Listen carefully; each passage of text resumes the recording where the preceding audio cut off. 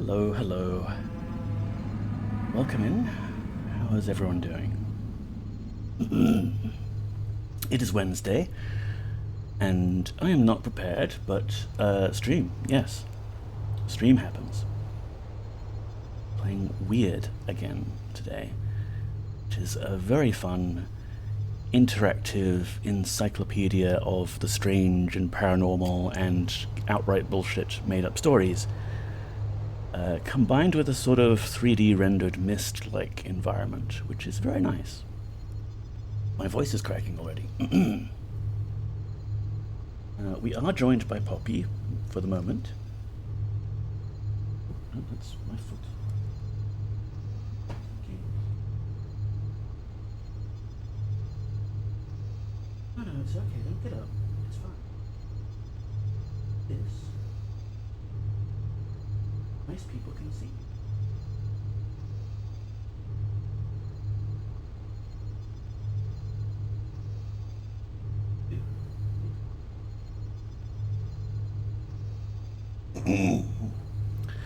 And there she is. Isn't she beautiful?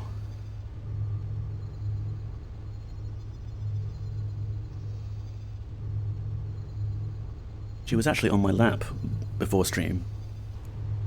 And I started to wonder, because, I was trapped in my chair. I couldn't get up to reach the various Poppy cams. I was starting to wonder if I was going to have to do the entire stream with Poppy on my lap, but you, my dear viewers, being unable to see her. Wouldn't that be disastrous? But this is okay. We've got a little cat cam going. And, weird, yes. So, last week... Let's get into the game. So we've got something to look at. Aside from Poppy. So, game. Here we are. So, last week, we ended off in a new area, which is good. We need to load our game.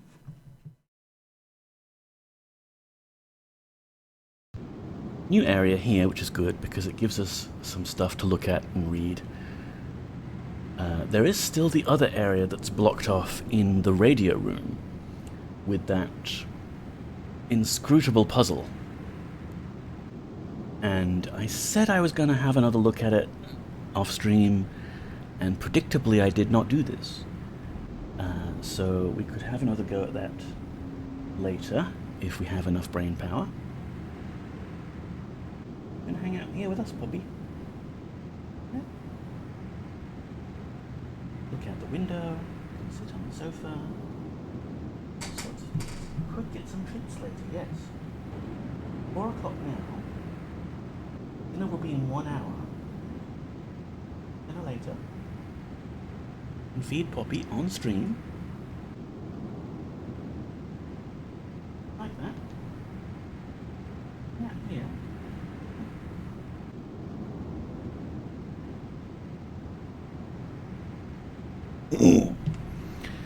So to warm up, let's have a look around this new area. We've got a ziggurat? Is that the word? It's not a pyramid. YGY, hello, welcome in. Nice to catch you, nice to see you.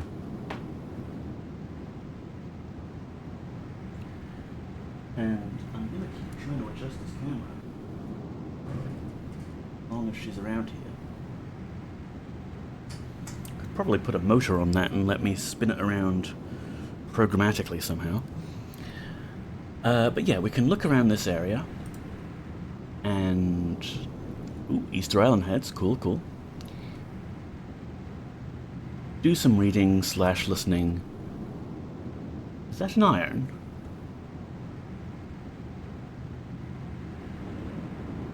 I'm not sure what that is. Spaceship? No, it's an iron. Look, it's got that flat edge there and the pointed tip. And then later we could try the puzzle again.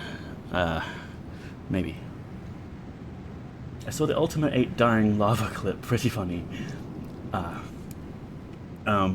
Yeah, it was just the perfect hilarious coincidence of the spell and the insta-death area not cooperating. Let's have a look at this. Whoop. Got hit in the face by an iron. I hope my voice is good enough for today. There are a number of people who have an unusual and somewhat inexplicable ability. They can make metal objects, sometimes as heavy as an iron, stick magnetically to their skin. These magnetic people often seem to make a show of their powers. Indeed, over 300 people turned up when a contest was organized in Bulgaria to discover the person who was most magnetic. Where you going, Poppy? Stay here. It'll be dinner later, yeah? You'll be dinner later, don't you? Interestingly, it has been suggested by some skeptics that these magnetic powers may be the result of swallowing powerful magnets, a concept which seems even more bizarre than the actual phenomenon.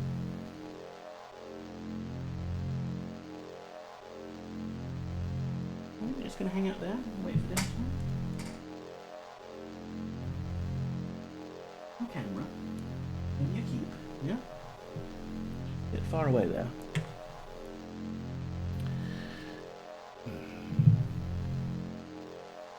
Anything else to click on in this area? Let's work our way around this way, shall we? Blimp up there. Is this going to be about the Hindenburg? Famous medium Eileen Garrett claimed to have been contacted by the spirit of aviator Captain W.R. Hinchcliffe, who had disappeared a few weeks earlier whilst trying to fly across the Atlantic. He pleaded with her to warn his old comrade, Squadron Leader Johnston, navigator on the new airship, the R-101, that the new vessel would not stand the strain.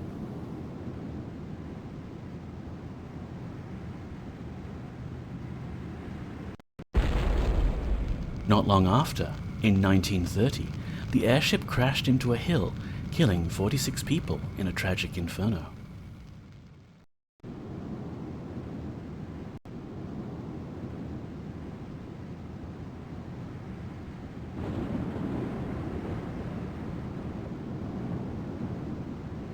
Some sort of prism over there? Huh. Yes, this way.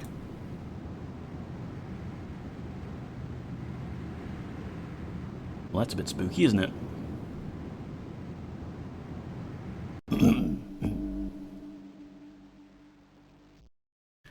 Margaret McAvoy was born in Liverpool, England, in 1800 and was to develop the most unusual abilities. At the age of 16, she became totally blind, but soon after discovered that she could read text just by running her fingers over a printed page, and even feel colors of materials or on glass. Many people put this ability to the test, but even in a dark room, lit only by a fire in the grate which she sat away from with her back towards, she could read passages that had been given to her. Skeptics, ever dubious of such powers, made her wear an assortment of blindfolds, but her ability remained unhampered. Sadly, she died just a few years after discovering her gift, leaving the source of her powers undiscovered.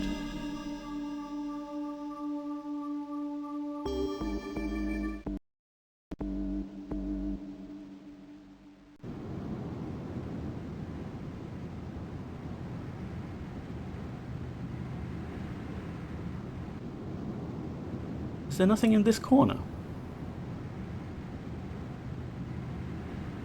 No secret? Something like that? We do have a map that might sometimes give us a clue to... yeah, Easter Island, so we came in this way. Magnetic people, the girl who felt colours. Ah, the blimp is technically in that corner, okay. The Titanic. Puzzle! Oh, we love puzzles. We're so damn good at them.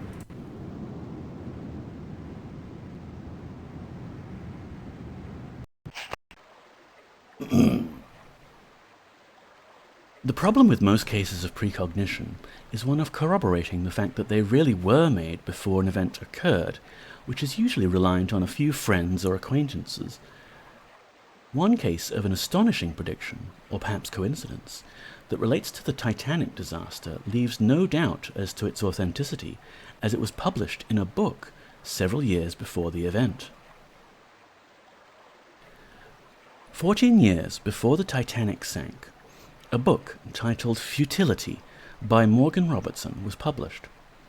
It told the story of a great liner called the SS Titan that was believed to be unsinkable, but, like its near namesake, on its maiden voyage hit an iceberg in the Atlantic in April and sank. Many of its passengers died due to the fact that it carried an insufficient quantity of lifeboats for the number of people aboard, only 24 for its 3,000 passengers. The ill-fated casualties of the real Titanic disaster died because there were only 20 lifeboats for its capacity of around 3,000, though it was only two-thirds full at the time. Journalist and editor W.T. Stead also wrote a prophetic article in the London Review of Reviews some years before the disaster. It told of an ocean liner sinking mid-Atlantic because of an iceberg, and he subsequently campaigned for sufficient quantities of lifeboats to be installed on all ships.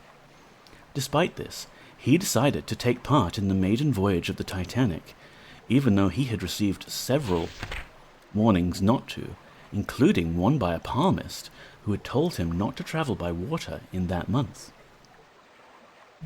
Along with over 1,000 other passengers, he duly perished aboard the tragic liner. There are several recorded cases of bad feelings about the ship's maiden voyage. A 7-year-old girl named Ava Hart was saved from a watery doom aboard the vessel thanks to the premonition of her mother. She had believed all along that the ship was doomed, and despite pleading with her husband that none of them should travel on it, she reluctantly boarded with both he and Ava. When she felt this very slight bump of the iceberg, she instantly knew what would normally have gone relatively unnoticed was, in fact, the beginning of the end for the ship, and insisted young Ava should don her coat and prepare for the worst. They both survived, thanks, they believed, to this prompt realization of the seriousness of events and the forebodings of Ava's mother. These fears were also shared by several others due to travel, and many people cancelled their tickets rather than embark on what they sensed would be a one-way ride. It is reasonable to assume that many such fears were not unusual, especially with the media giving the fate-tempting name of the Unsinkable to the Titanic. But the similarities between the novel about the SS Titan and the actual disaster, even down to the likeness of the name, is truly inexplicable. Even relatively recently, the strange coincidences that have permeated the short history of the ship continued. In 1975, the Daily Mail published a story about a family in Dunstable, England, who were watching a TV show about the Titanic when a huge block of ice crashed through their roof, just as the iceberg was about to hit the ship on the television. In the Daily Mail. Look at these pictures.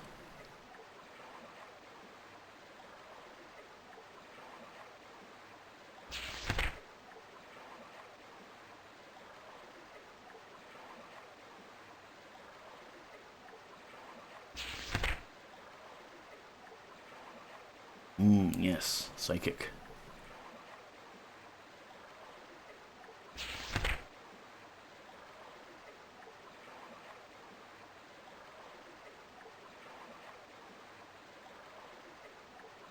Exit this one. Alright. Easter Island heads next, I think.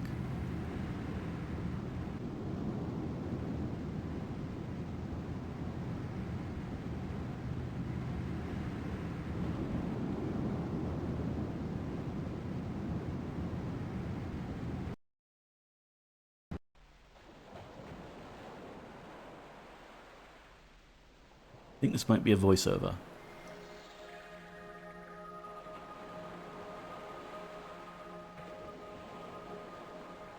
On isolated Easter Island, nearly 1,000 miles from the nearest land, sit the enigmatic statues that have aroused more interest than almost any other man-made figures.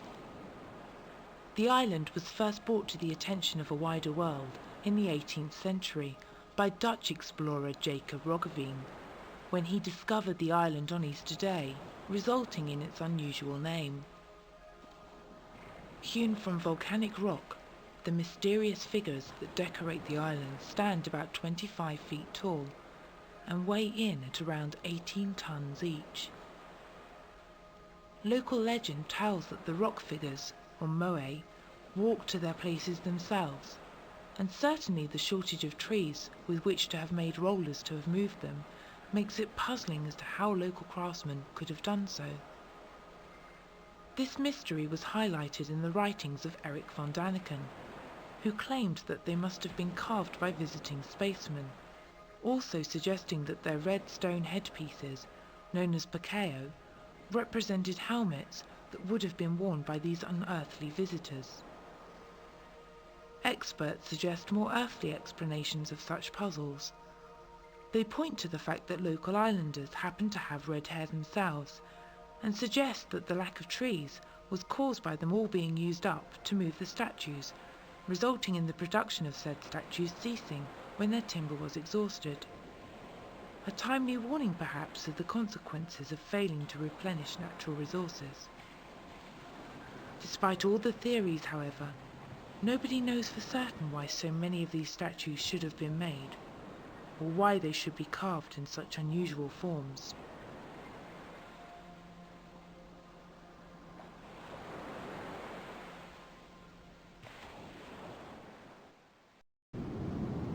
I believe I've seen, might have been a Mythbusters thing. It feels very Mythbusters-y. Like a means of transporting such a large, heavy, statue-like object by tying several lots of ropes to either side and having teams of people, literally wobble the statue forward, which, you're actually kind of walking it forwards because you're tipping it onto one corner, then spinning it forwards. So when they say they walked, it could kind of literally be that. It's just they were assisted by teams of people with ropes.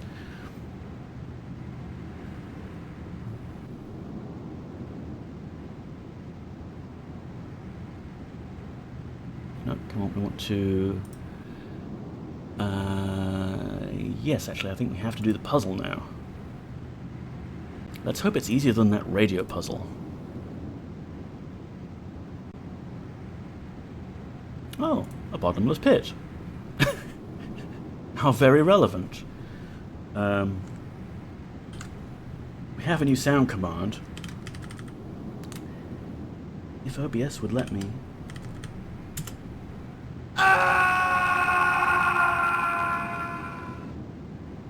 While I'm here.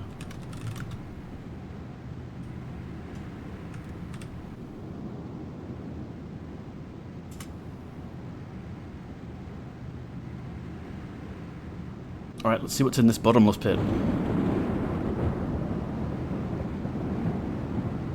Hello? Do we have to approach it from a specific angle?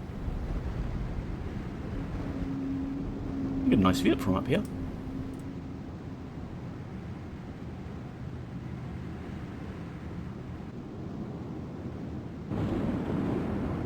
Oh, give me a break. This way.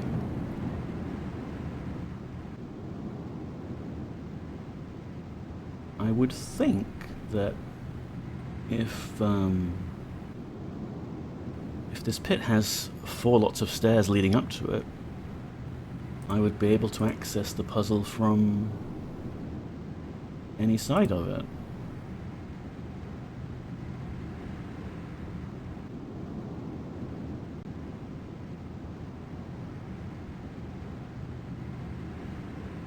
Curious.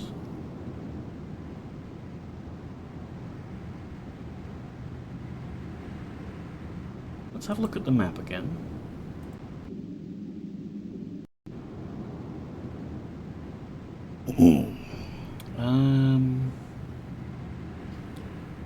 Yeah, we actually came up that stairs first, next to this greenish blob. And this is definitely puzzle. Okay, we just teleported to it. We're on the opposite side. Okay.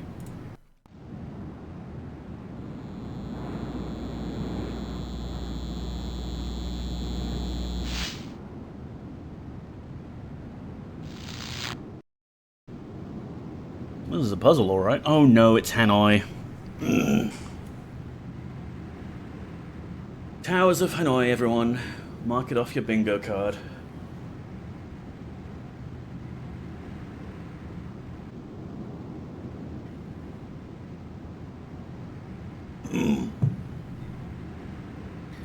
Could probably make such a bingo card, like Captain Sumi's horror bingo card. Except for common puzzle game tropes. Mazes on there. Don't know if we'd have enough to fill out an entire bingo card. Alright then. Let's get to it.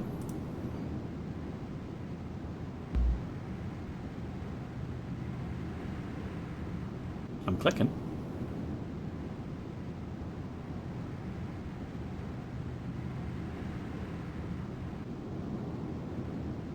Am I not able to move anything?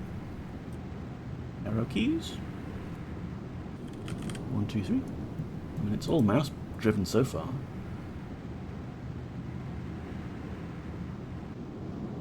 Clicky clicky. Come on, game.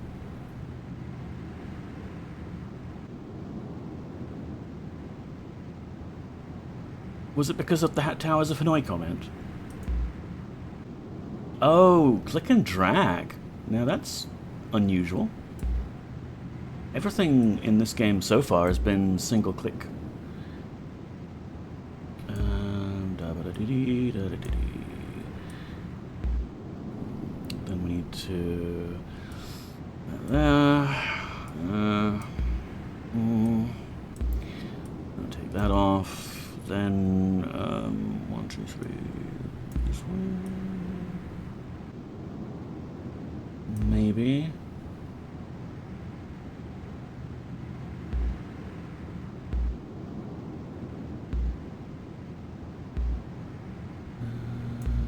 Actually, that way probably wasn't optimal. Whatever.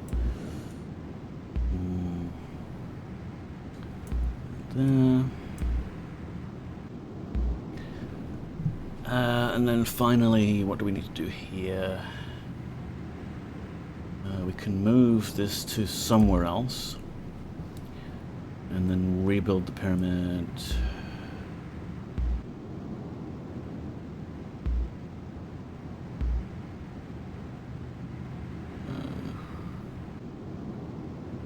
This way, I think.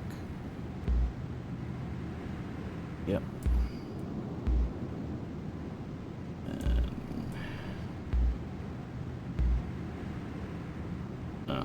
I should do this, shouldn't I?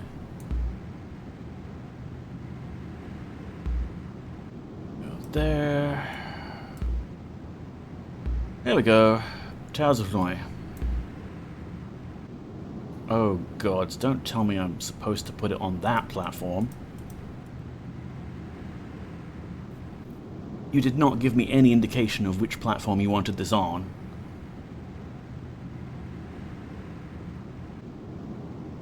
Come on, game. This is good enough. Okay.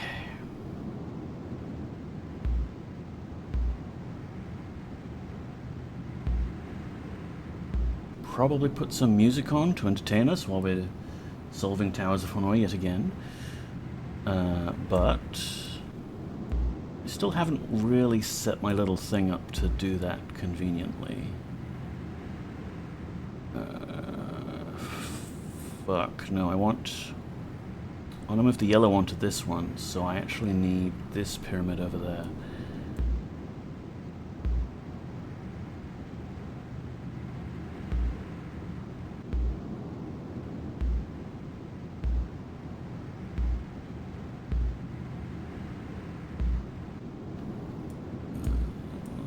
So I need... Yep.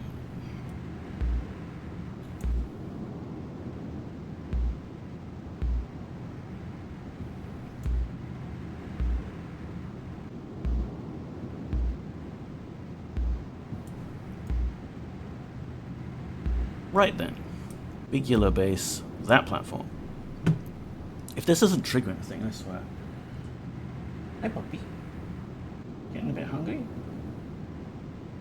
It's 4:26, so there's 34 minutes until dinner time. Yeah. Dinner later. Hang out here and be cute on camera. Look at her run. Alright, so then I think we go here.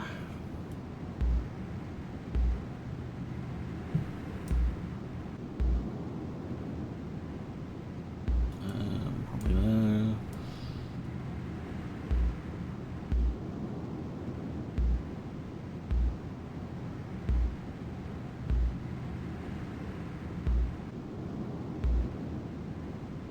And then just build this up.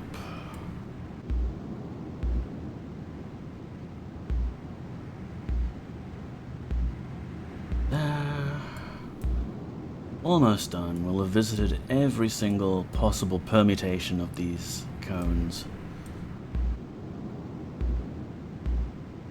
Come on, game. Come on.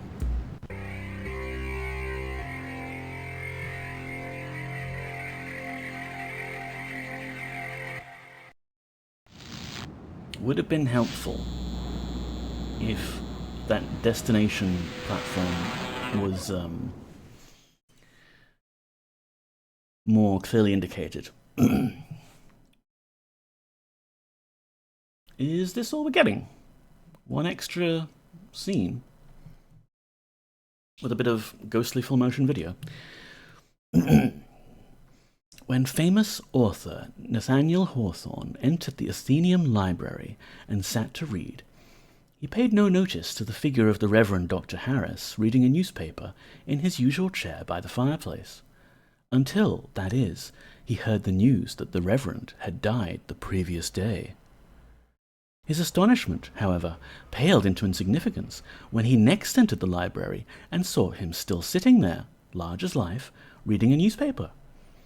So stunned was Hawthorne that he never tried to question or approach the dead man, even on the many other occasions when he saw him there. He never discovered if the vision appeared only to himself or to the others in the room as well, but he later felt that he must have been spellbound by the spirit. Very convenient that he never put this vision to the test or told anyone about it, I must say. Can we sit in the comfy chair? Whee! Okay, it's taking us to a new area. My god, it's full of stars.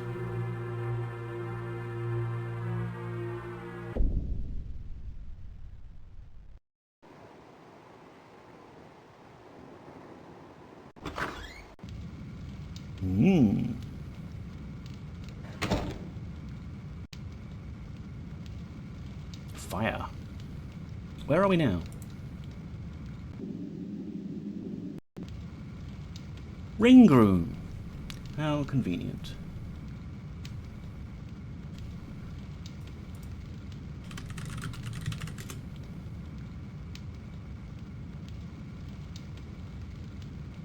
I should program in a kind of fire flickering effect. And honestly, that looks more green to me than yellow. Can we tweak it?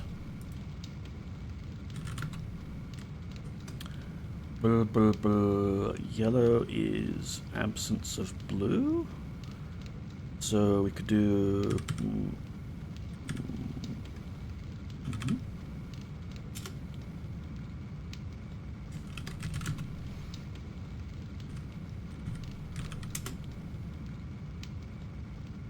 Oh.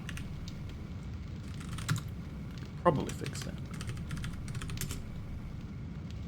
Wait, that's purple.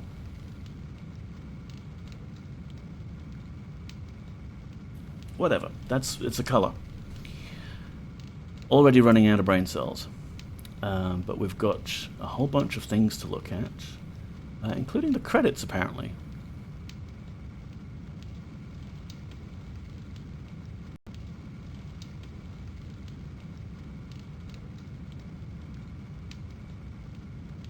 So let's go around this room in order.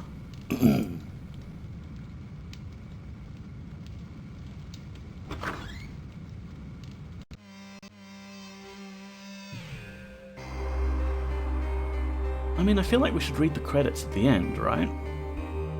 Although they do link sources, which is nice. Even if sources are sometimes the Daily Mail. We'll do the credits at the end. We know where to find them. We can teleport here now. Filing cabinet. Well, that's ruddy mysterious.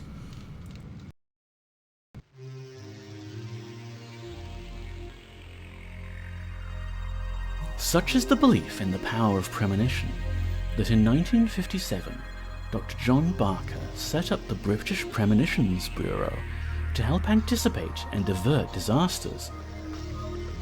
If there isn't a manga about this already, an anime about this already, there needs to be. They filed over 1,000 premonitions in the first year. A year later, the American Central Premonitions Registry was set up by Robert D. Nelson and Stanley Krippner. Unfortunately, they were to achieve only very limited success, but then they probably knew that before they started.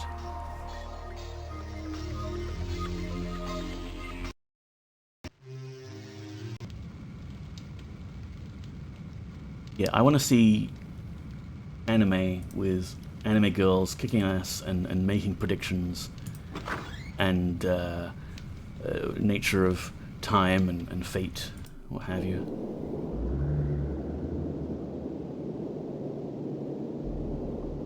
There have been reports for over 350 years of an unusual creature lurking in Lake Storsjön in Sweden. The beast, known as Storsjundret, maybe, has been described in many varying ways, but probably the most common description is that of a large worm-like creature with a long, undulating neck. In the 19th century, a giant trap was set using some pigs as bait, and with a harpoonist at the ready should it appear. It didn't. Probably the most dramatic sighting came in the 1970s, when local fisheries conservation officer saw it near his boat and hit it with his oar, resulting in him being hurled in the air by the backlash of its tail. He described it as being 18 feet long and brown. In 1985, a family of 3 reported seeing the humps of the beast, which was about 40 feet long. Local legend states that the monster is trapped there until someone can decipher the inscription on the rune stone on Frossen Island, which is in the lake. Let's have a look, shall we? Can we decipher this? Local Twitch streamer uncovers 100-year-old mystery. Well, there's runes, yeah. And although the only runes I know are Britannian runes, and it's a little different from like Futhark and actual traditional runes, STX, SU, I mean it would be in Swedish, right, if anything. NY, no wait, that would be K? No, C? Oh gods, I'm rusty. And it's easy when they're not all written around like this. Still, it does kind of look like it depicts a sea serpent creature eating its own tail.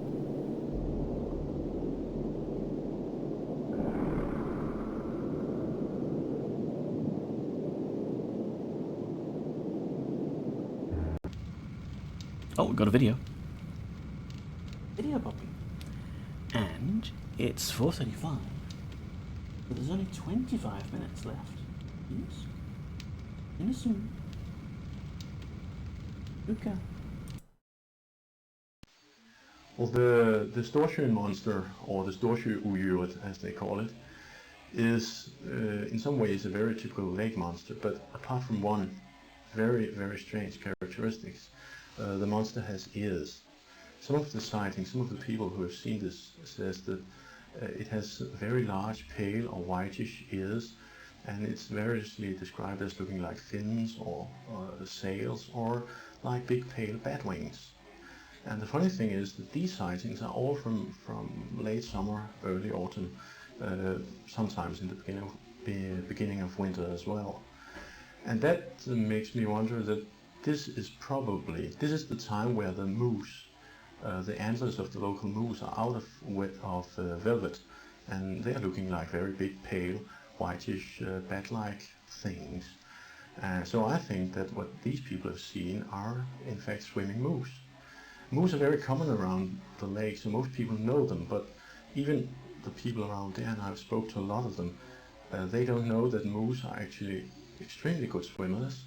Some of them swim from Sweden to Denmark every now and then, which is a swim of at least 6-7 miles through very strong currents. They're very good divers. They can dive down to about 5 or 6 meters, 15-18 feet, and stay underwater for 1 or 2 minutes. And I'm quite certain that if you're walking by the lake and you see this moose come crashing off of the water, you get scared, and it's suddenly much bigger than it really is, and you've seen a lake monster. Or if you're out in a canoe or a small boat fishing, and suddenly this moose comes up from the bottom of the lake with water, aquatic plants hanging all over the place. Well, you've seen a lake monster. Ooh. A moose once bit my sister.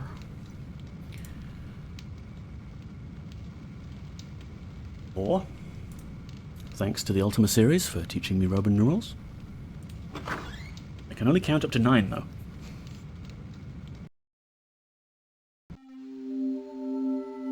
Ooh, Winchester Mystery House, yes.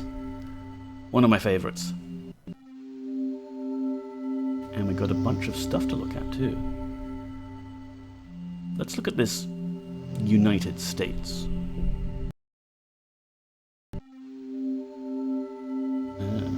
Santa Cruz, San Jose, Oakland, San Francisco. Yes, very mysterious. The Winchester Mystery House is located in San Jose. You heard me. California, on Winchester Boulevard, between Interstate 280 and Stevens Creek Boulevard.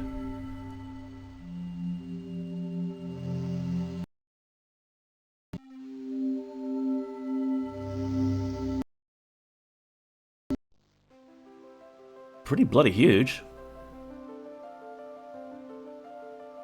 Here we can see an aerial view of the magnificent Winchester Mystery House, sprawling over 4 acres in San Jose.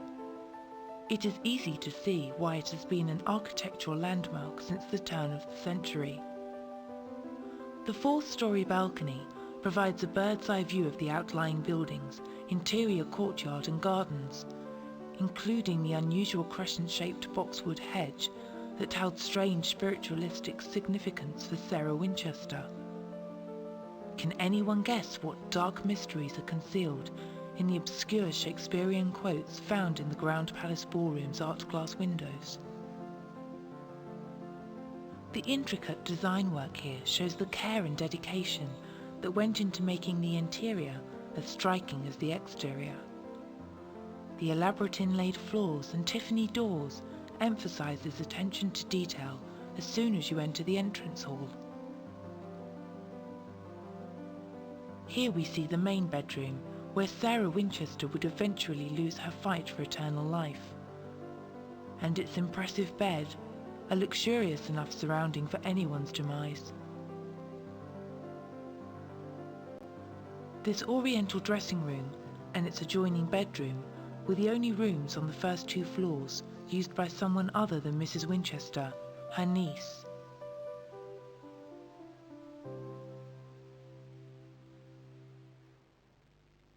Unused building materials, which were valued at nearly $25,000 back in 1922. This storeroom, containing Tiffany doors, embellished by rock quartz and crystals, and inlaid with German silver, bronze and lead, illustrates that Sarah Winchester still had many more grand plans for the house, even when she died.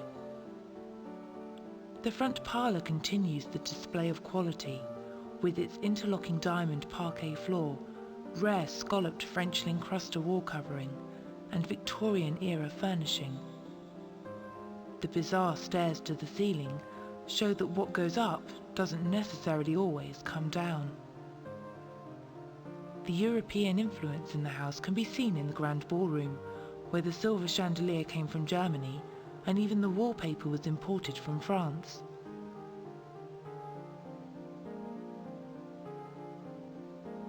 The distinctive bell tower was used to call servants during the day and other more mysterious visitors at night.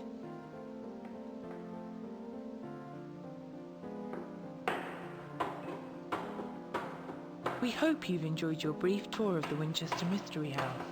If you're ever in San Jose, try and pay a visit yourself.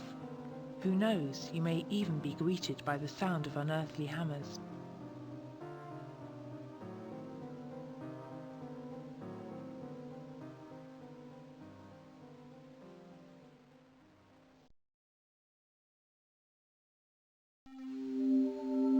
Honestly, it's a pretty cool house.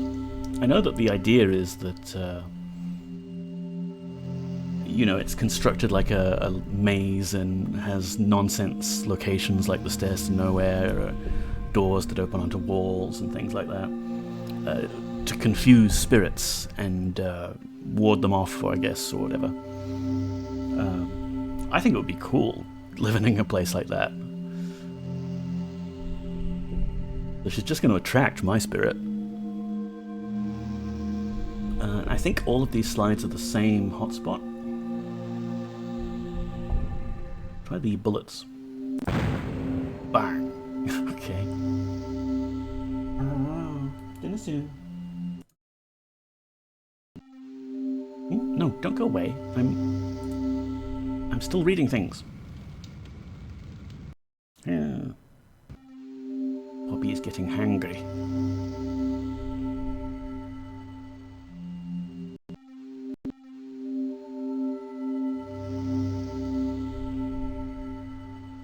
Sarah Winchester was a woman haunted. She was haunted by the deaths of her husband, William, and her daughter Annie, but most of all, she was haunted by the spirits of those killed by her family's invention, the Winchester rifle. When she consulted a medium after her bereavements, the suggestion was made that her loved one's death may have been brought about by these vengeful spirits, and that the same spirits would haunt her for the rest of her life unless she was to build a house that would accommodate good spirits who would in turn protect her from any ghosts that may be seeking vengeance. As long as she continued expanding the house to the spirit's instructions, she would be spared from death. In 1884, Mrs. Winchester set about the task of satisfying those spirits in the most empathetic manner imaginable. She purchased an 8-roomed farmhouse in San Jose, California, and, using her inheritance of $20 million, in 1884, set about the task of rebuilding it in just the way that the spirits told her to. Presumably through this medium. I wonder if the medium got to live around this place. She had no plan for the house. She issued the workmen with their daily tasks when the spirits had spoken to her in the special seance room that she had built, a room that only she was permitted to enter. These spirits must have had a mischievous sense of humor, as the resulting structure, now known as the Winchester Mystery House, must be one of the most bizarre yet fascinating houses ever built.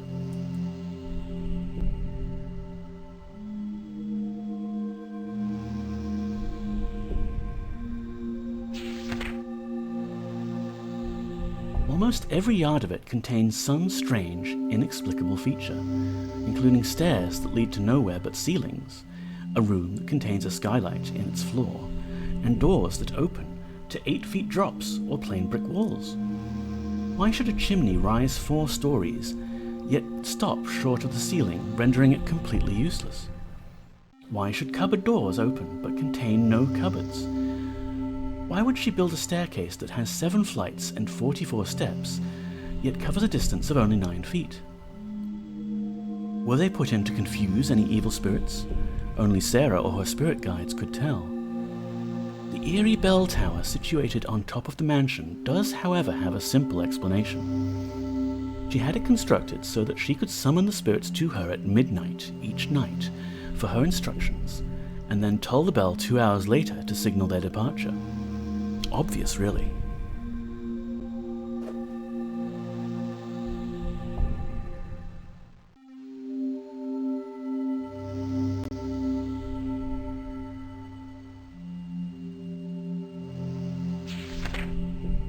There was a logical reason also for her obsession with the number 13, which manifests itself in numerous ways all around the house.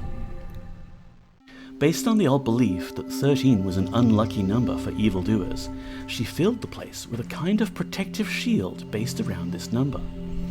She had 13 bathrooms built, 13 windows in the 13th bathroom, and 13 stairs leading into it, 13 hooks in the seance room, 13 drain holes put into an ornate sink, 13 glass cupolas in the greenhouse.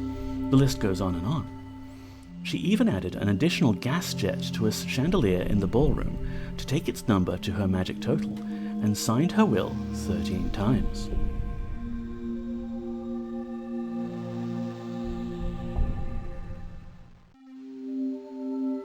When an earthquake struck the house in 1906, she was near mortified by the belief that the evil spirits had come for her. That same earthquake reduced the house from its original 7 stories down to just 4. Undeterred, she insisted that the construction must continue. Year after year, for 38 years, the house grew and grew, the sound of hammers beating a constant rhythm till her death in 1922. Indeed. She left behind a massive memorial containing 160 rooms which, according to those who have seen the mysterious lights or heard the inexplicable noises, still provides a home for numerous mischievous spirits.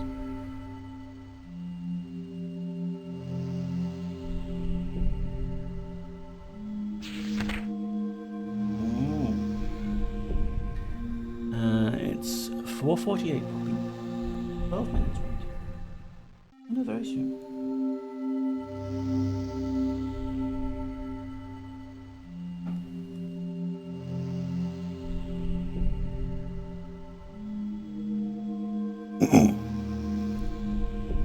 Several people who have worked at the house have had eerie experiences there.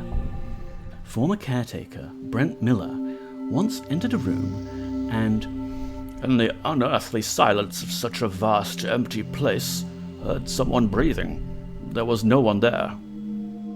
He also heard phantom footsteps in the house at other times, an occurrence shared by many others. Tour guide Chris Landrum told how one night he saw a doorknob turning on the 3rd floor, even though all the doors there are kept locked, and tour supervisor Mike Bray heard a voice whisper his name in a corridor, even though he was the last person remaining. Alan Wenzel, director of food merchandise, discovered his desk, chair, and floor soaked with water one morning, even though the walls and the ceiling above were not watermarked in any way. Yeah, someone pissed on your desk, mate. The most chilling experience, however, happened to Roger LaFountain, the director of the tour operations. He took a psychic, Warren Kapling, radio personality Buddy Hatton, and Mystery House employee Brett Gisesi along to the bedroom where Mrs. Winchester had eventually died. The medium soon claimed to hear the sounds of organ music and a dog barking, although everyone else could hear nothing but silence. Then the psychic told everyone to look over their shoulders, and there, before them, was an eerie glowing light that floated across the room, paused momentarily, at the bed where Mrs. Winchester's body had been found, and then disappeared.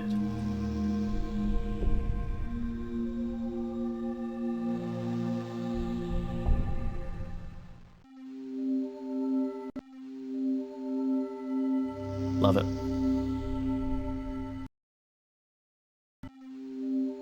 I wonder if anyone's made a game, like a horror game, based around the Winchester Mystery House. Surely there's like floor plans available and things like that. Or you could just make shit up. Like, who would know the difference?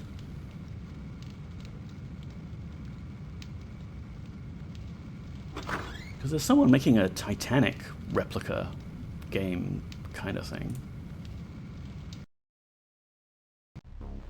American seeress Jean Dixon is probably best known for her prediction of the death of President Kennedy. In 1956, she prophesied in Parade magazine that the 1960 election would be won by a Democrat who would be assassinated or die in office. John F. Kennedy won the election, and as we know, was indeed assassinated in 1963. She may well have been anticipating the continuance of the bizarre statistic that since 1840, every president elected at 20-year intervals had either been assassinated or died in office. A few years later, during a convention at the Ambassador Hotel, she stated that his brother Robert would never be president because of a tragedy that would occur at that very hotel. Just a week later, he was shot dead at the Ambassador Hotel, as she had predicted.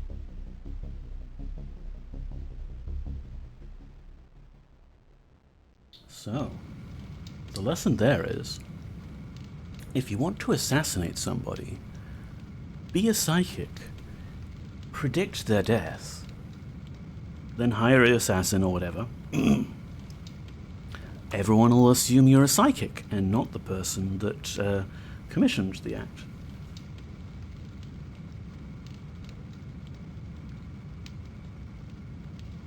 Okay, 6.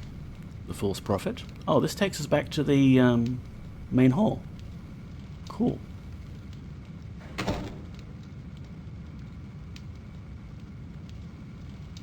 think this means we're slowly running out of things to read.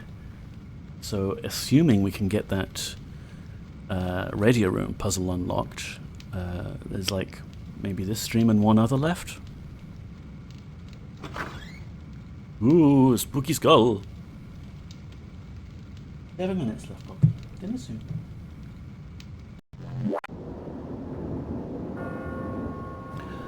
One of the most eerie cases of mass premonition occurred near Port Talbot, Wales, at the Morpher Colliery. Legend has it that a sickly sweet scent pervaded the mine, followed by frightening wails and mysterious lights. It is said that the miners believed the smell was the scent of death flowers, and the lights came from corpse candles. These alarming portents, combined with the appearance of a pack of wild dogs known as the Red Dogs of Morpher, led to almost half the morning shift staying away the very next day. They were the lucky ones, for on that dark day of March the 10th, 1890, 87 miners were killed in an explosion at the colliery.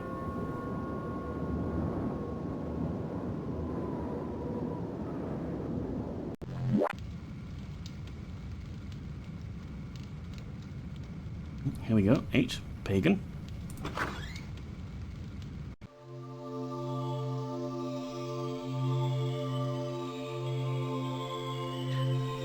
The intriguing story of the Angels of Mons illustrates how clearly the fine line between fantasy and reality can become blurred. During World War I, journalist Arthur Machen wrote an account, published by the London Evening News, and subsequently a book called The Bowmen, about a number of ghostly archers known as the Angels of Mons, who appeared on the battlefield to aid the British soldiers in their fight against the German army in Belgium. While intended only as a work of morale-boosting fiction, it resulted in a flood of correspondence which included several eyewitness accounts from men who had been at Mons, stating that they really had seen such spectral soldiers, assumed to assumed to be either angels sent from God, the ghosts of St. George, or the spirits from a victorious English at Agincourt fighting on their side. The more Machen asserted that he had made up the whole story of these ghostly soldiers, the more bullish became the claims of their existence, even to the point of a book being written by Harold Besby criticizing Macher for his assertion that he had made the whole thing up, when there were so many accounts to corroborate their existence. Some made even before he had written his original article. An endless stream of stories, some from high-ranking officers, filled the book with supposedly real sightings of angels, ghostly armies, and even spooky squadrons of cavalry at the scene of battle. So, did Machen's story convince shell-shocked soldiers that there had been ghostly allies out there with them, or did they really have assistance from another plane? There have been several other cases of soldiers believing that they received aid from ghostly or heavenly hands in the heat of battle. Indeed, a Russian army colonel insisted that he had seen a vision of the Virgin Mary before marching on to victory at Augustovo! Exclamation mark. Sorry, this is difficult to read. Such were the horrors of war, often over prolonged periods, that it is not difficult to imagine how easy it would be for hallucinations to occur, especially ones that could give some comfort in such dreadful conditions.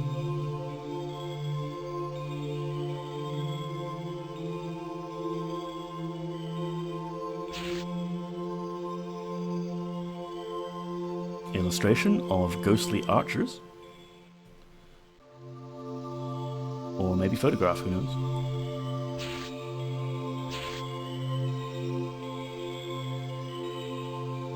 The same ghostly archers.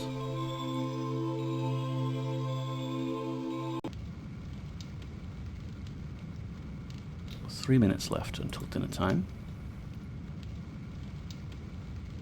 9, the best one.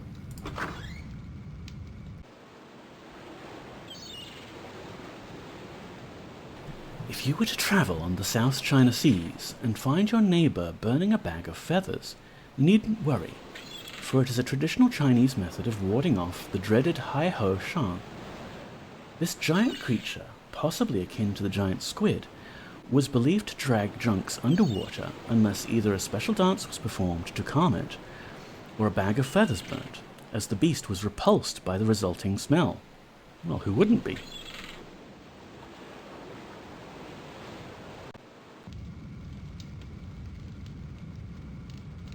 Dinner soon, Poppy. X. Limey lime juice. I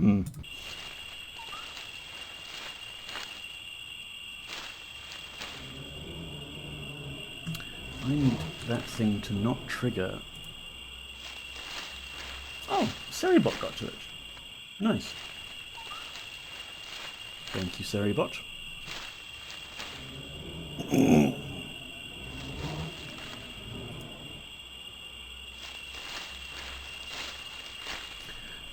Could men with wings, some bizarre crossbreed between mankind and who knows what, be found roaming freely on some isolated regions of the earth? A report in an 1896 edition of the respected Journal of the Asiatic Society of Bengal would appear to suggest so, and a very horrific combination it appears too. The article, written by E.F. Sketchley, tells of an encounter he had with a group of winged men known as Berbalangs while visiting the island of Kayan Sulu near Malaysia. He heard a series of weird groans nearby, and getting nearer, so he hid in the grass and was shocked at the creatures that came into view. There before him were a band of savage-looking men. Dinner time! We apologize, we interrupt this accurate report of winged people to bring you Poppy dinner time. Now, yes. Let's go to the just counting scene and get Poppy some dinner. Can we? Poppy can't do. Go on. Meow. I'm coming.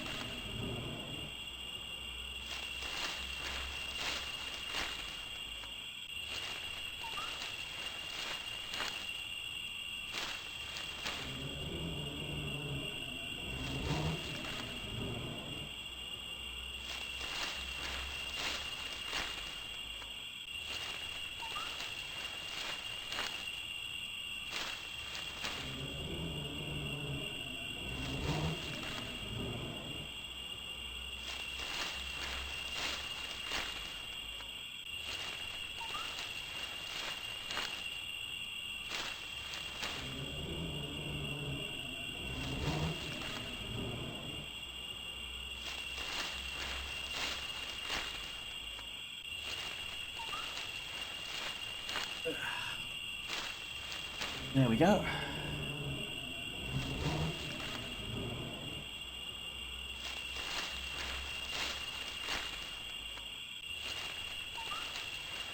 You're in. Welcome in, Dr. Yasmin. We have just had puppy dinner time.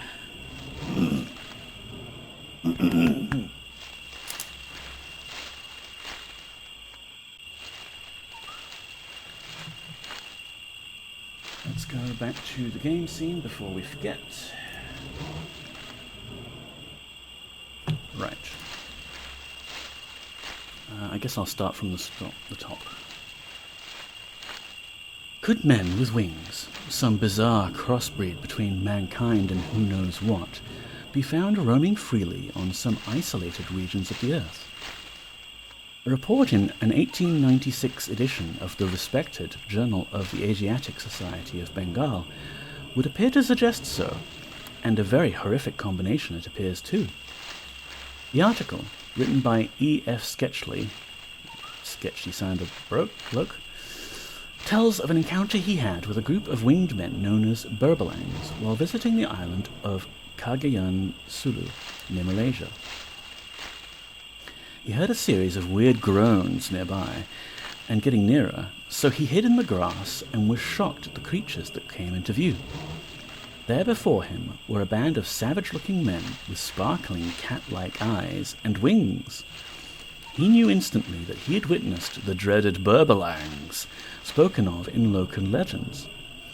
The legends told of these terrible winged creatures that ate human flesh, usually clawed up from the local graves, which were mostly dug near to the homes of the islanders. They traditionally sprinkled these graves with juice from fresh lime, as the Burbalangs were believed to shy away from this particular liquid. It all sounds rather incredible, but I, for one, wouldn't visit the island of Cagayan Sulu without copious amounts of the green stuff, and I don't mean dollars.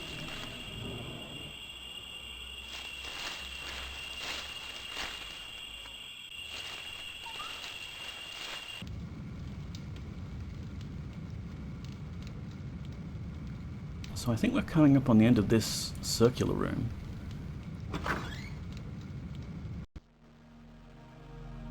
You were. Ah, Rat Kings. The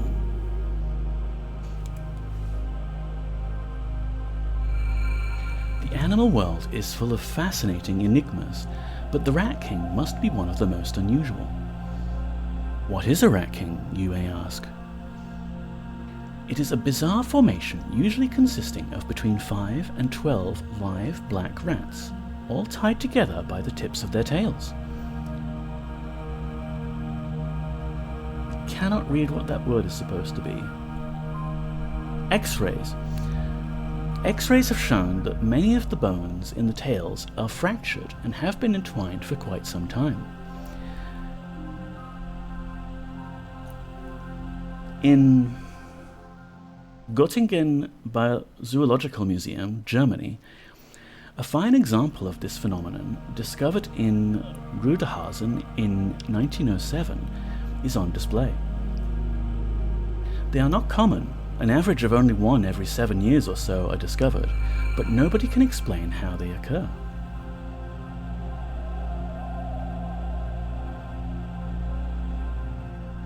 Rat King found in 1907 in Rüdehausen near the Harz Mountains, Saxony, Germany, now in Göttingen Zoological Museum, Germany.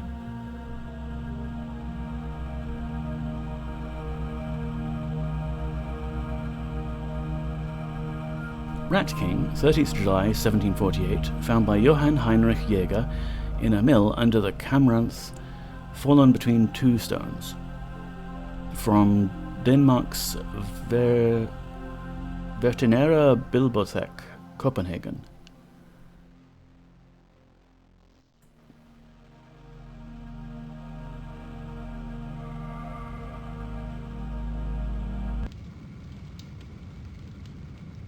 So is 12 the door we came in via the sofa elevator? It is.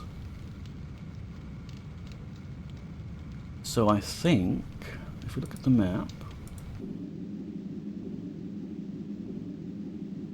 there are some areas that we haven't unlocked yet.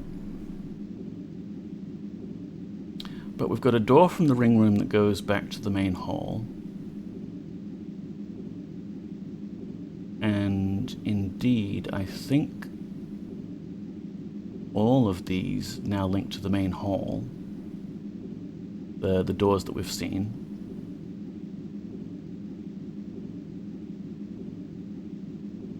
So that really just leaves this door in the radio room, which might lead to 2 other rooms that we haven't seen yet.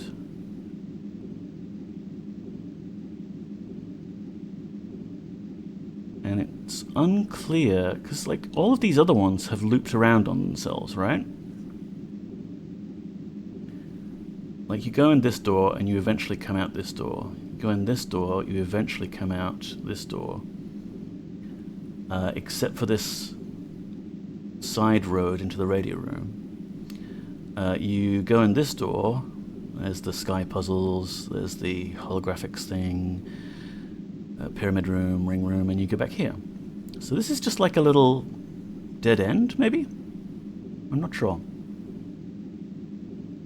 But let's wander back to the radio room. We could actually like walk back. If we go into the main corridor in that room. Let's give that a go. We can teleport, but it's just nice to stretch our legs a bit. So it was the door opposite, number 6 maybe? No, that's Winchester House. Oh wait, that's 4. I know Roman numerals. Who says I don't? There we go. So we want to go to this door. Back to time and space. Yep. And then somehow go through it, but end up in the maze area.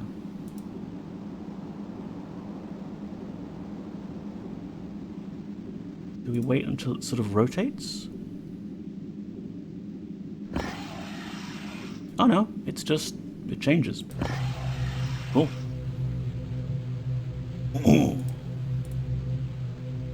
So we're walking over the maze.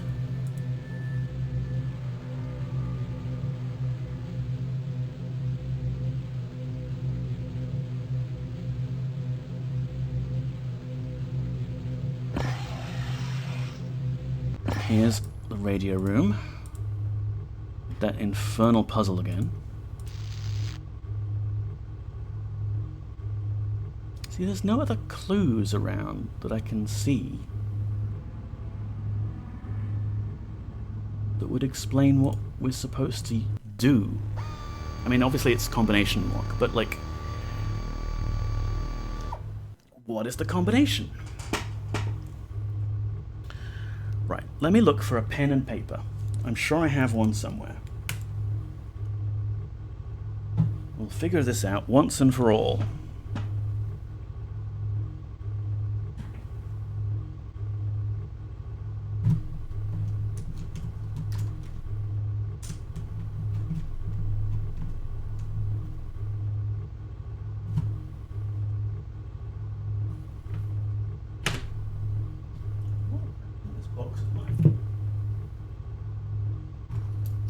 Scissors in here. Definitely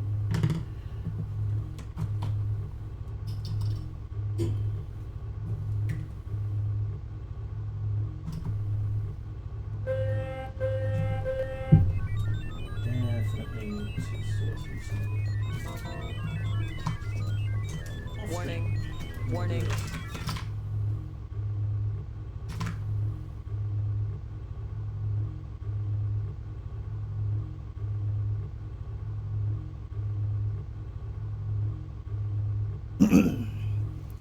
Hello, Monimoo.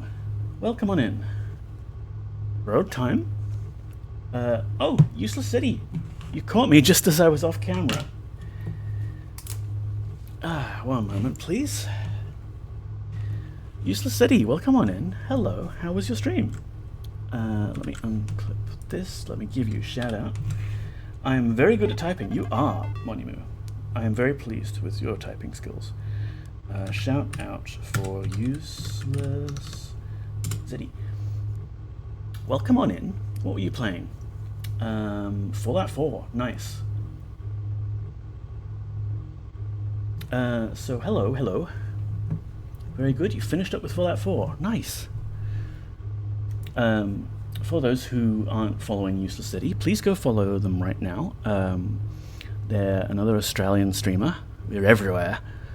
And they play all sorts of games, but lately a lot of the Elder Scrolls series. And I myself, hi, I'm James Necco. I play retro games usually. Today, I've just only relatively recently been trying to start a Wednesday stream slot as well as my usual Monday one. So for Wednesdays, I'm playing this cool game called Weird. Truth is Stranger Than Fiction. And it's an interactive CD-ROM multimedia experience kind of dealie from the 1990s, where it's like you have a few puzzles like this one that I've been bashing my head against, and you've got a bit of full motion video. Check it out. And it's like a sort of mist-like environment, but the objective is you wandering around and unlocking these strange stories of the paranormal, like aliens, Bigfoot, ghosts, that sort of thing. So you've got, and minor photosensitivity warning, the game does like to flash things on and off sometimes.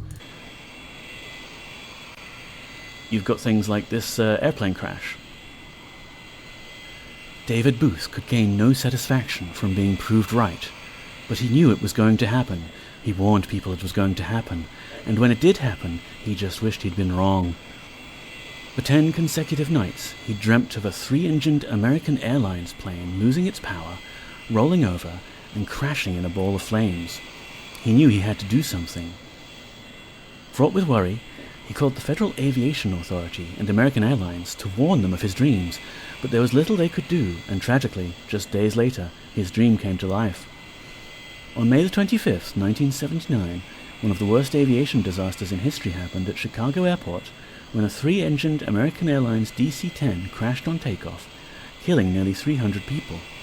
Most remarkable was the unusual way that it rolled over as it crashed, just as David Booth had seen in his dreams. So that's a sample of what we've been going through around here. A lot of them are kind of like, oh yeah, my mate Dave, he saw this ghost once. And a couple of them are like, okay, yeah, like relatively commonly known ones, like the Winchester Mystery House we just had a look at. That was lovely. And yeah, okay, there's a few sort of like corroborated reports of people predicting the Titanic would sink. Like there was a book written apparently about a ship that sank called the Titan, and there weren't enough lifeboats and what have you. And the book was published several years before the actual Titanic disaster, so there you go. Vaguely reminds me of Red Dwarf. So yeah, we've got this puzzle, and we've actually explored most of the map here. There's like a central corridor which branches off into lots of different areas, and a few of them are gated behind puzzles.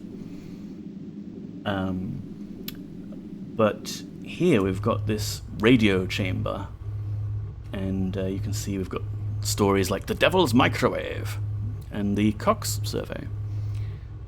The one of my favorites, the Goat Sucker, Olympia Bomb, Water Babies, all sorts of things. But we've got Puzzle 1 and Puzzle 2, and they're linked somehow, and I just haven't quite figured out how. And I think, honestly, back in the day, I might have just brute forced this. You do have to raid and run? Have a good one. Thank you so much, Useless City, for coming by. It's always a pleasure to see you. Please rest or get food or whatever else you need to do. I will be here for a little bit longer, bashing my head against this puzzle. Let me grab one of the poppy cams. And in fact, I'll check on where... Oh, going to the movies. Nice. Enjoy. Because I have a cat. She's currently hiding from the cameras.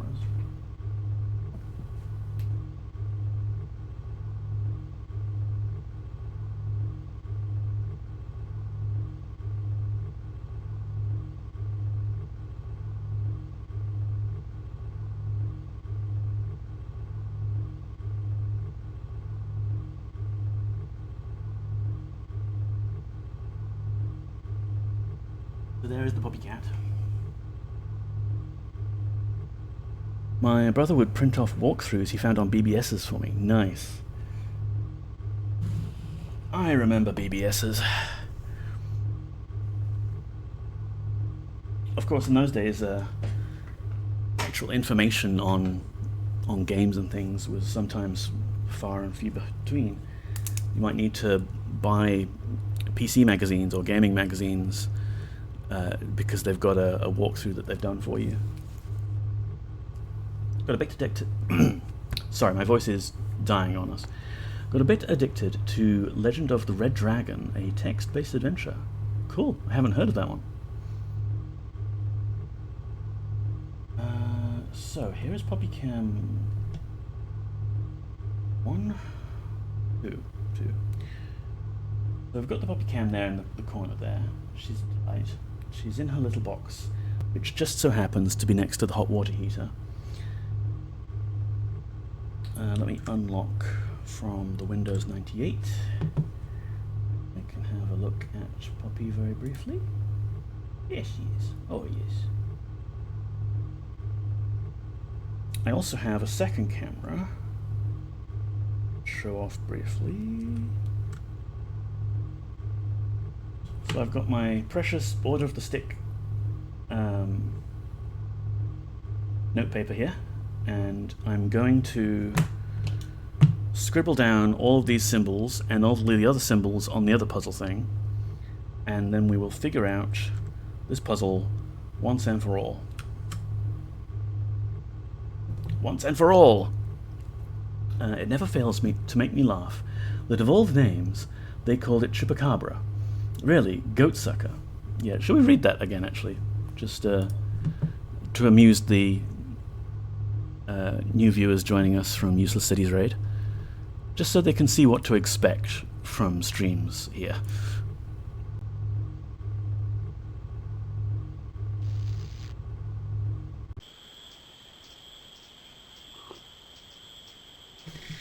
Animals on the Caribbean island of Puerto Rico have been terrorized over the last 2 decades by a frightening creature known as the goatsucker, or chupacabra. The local newspaper El Vocero reported that it had sucked 5 goats and 20 parakeets to death on Halloween 1995. These were just the latest in a long line of unfortunate animals to come to a sticky end at the hands or mouth of the creature that has a habit of draining its victims' blood and relieving them of their guts. A mechanic recently claimed to have narrowly escaped becoming its first human victim when he turned up at a hospital for treatment to some claw marks on his abdomen. He described his assailant, yes, we all know what happened here, as a 5 feet tall gorilla-like beast. Other witnesses have commented on its glowing red eyes and flashing lights that have sometimes been seen overhead, suggesting a possible alien link. Most concerning to the younger inhabitants of the island, however, is the recent report that it senselessly destroyed a poor teddy bear, leaving a pool of slime behind it. I might need to change my name to Goat.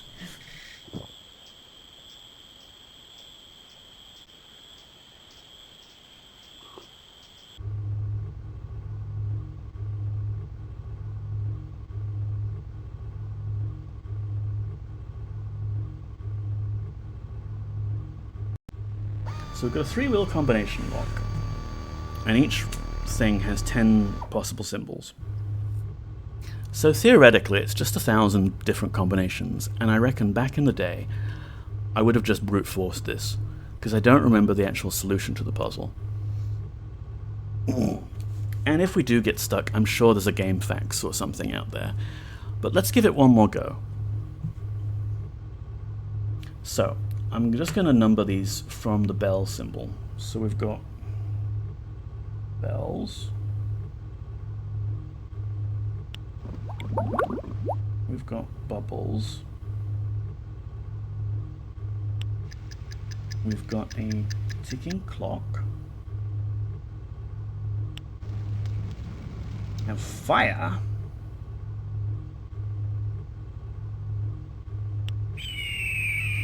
We have a bird.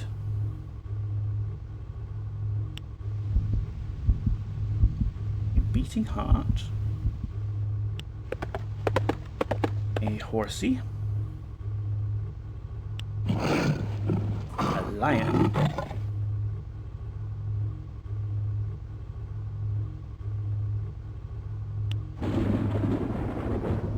Thunderstorm.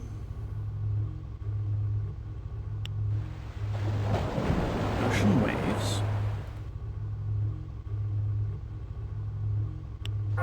And back to the bells. So that's all of those symbols there. And then if we go to the radio, it's got stations numbered 1 to 10.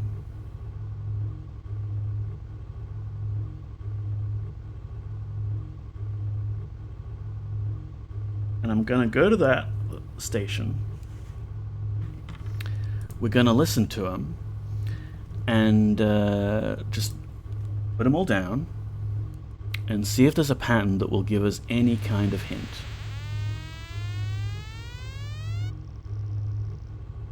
My cat. That's a cute kitty. Is that your emote? 111 Pato. Nice.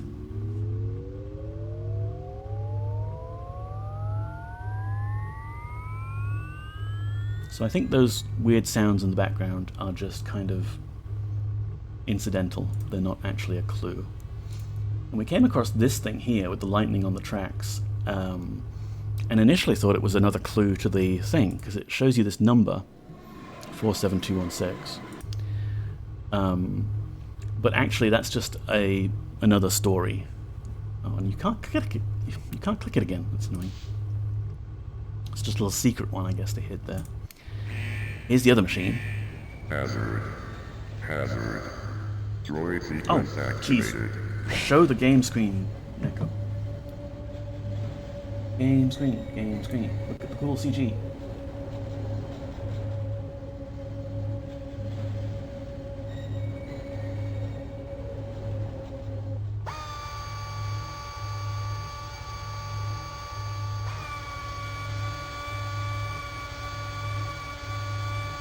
Glad I caught that.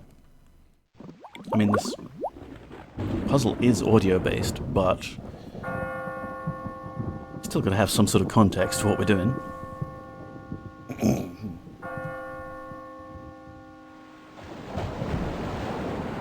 So, we did this last time and tried to record what sounds were on each station. Did I ever watch Liftoff as a kid?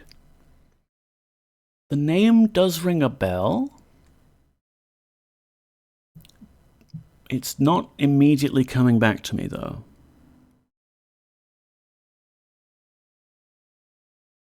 Was it one of those games where, like, there was a doll with no face? That one! Why that came to me, I don't know. Oh, I think I know, because there's, just outside of here, there's a mask on the wall that you might have just noticed in the peripheral vision. And brought you back haunting memories of Liftoff and the doll with no face. What a weird choice for a kid's show. Yeah, I mean, I didn't recognize it by name, but you say that, and it's like, yeah, okay, that thing. We can have a look at the thing. I don't recall what the story was. I don't think it's actually, like, mask related. But there, see in the corner, there's like a face. Although I guess, you know, it's no face that you're after, but this was sort of the same aesthetic, right? Weird, creepy doll.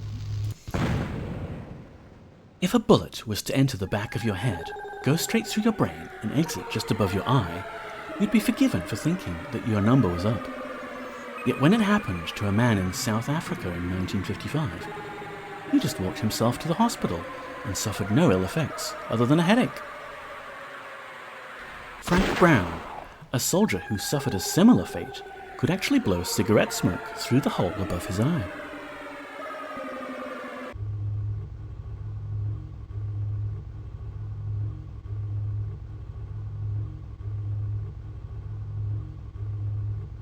Oh, come on, game. This way.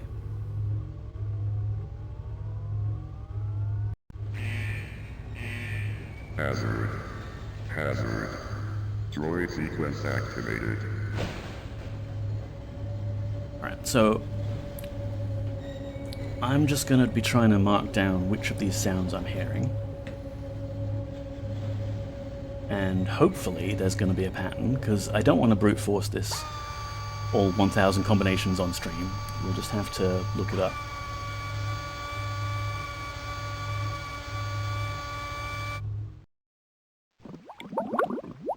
Bubbles. Thunder. Bell.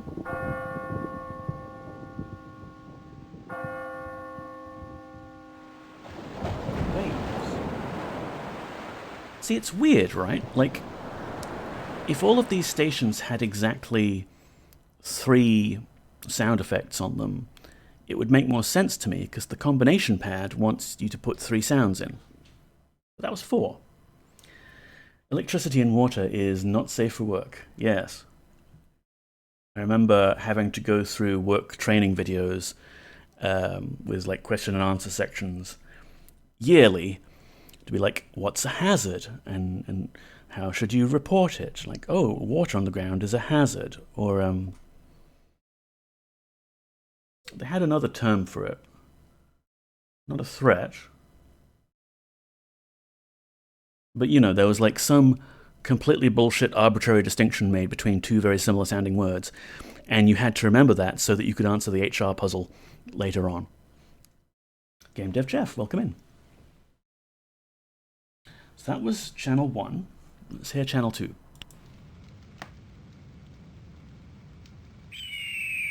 Verb. Horsey. Waves.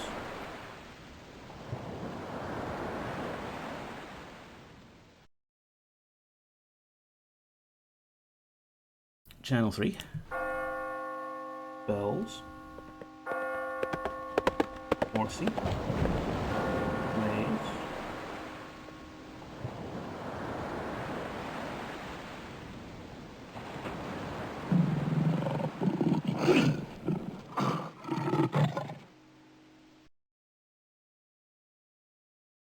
Hello, Stardrop Thistledown. Welcome in.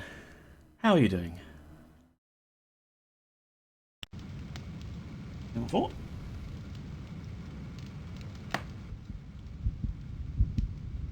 March.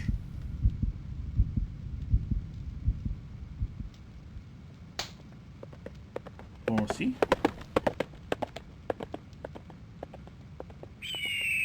Verb.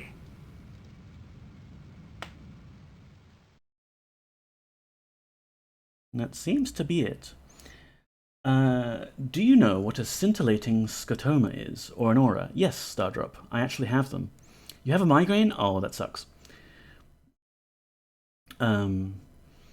Yeah, I get auras when I have migraines. Thankfully, I don't get the associated pain. I just get the aura and then an intense fuzziness around my consciousness that kind of encourages me that I should really sit down and just not do anything for a while. But yeah, it's kind of fascinating. Sometimes I also get face blindness.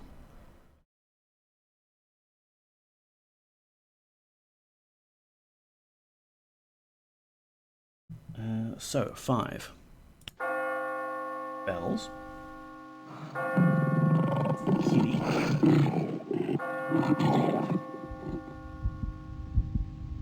Heartbeat. Bubbles.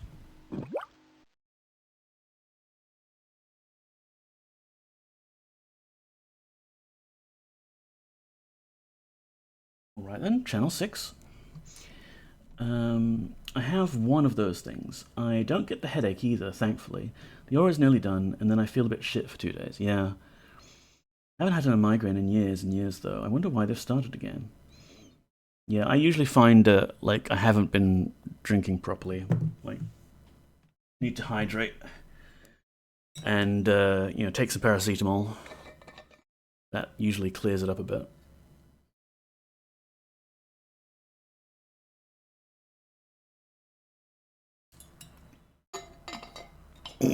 Blame a planet or a star. Or possibly aliens.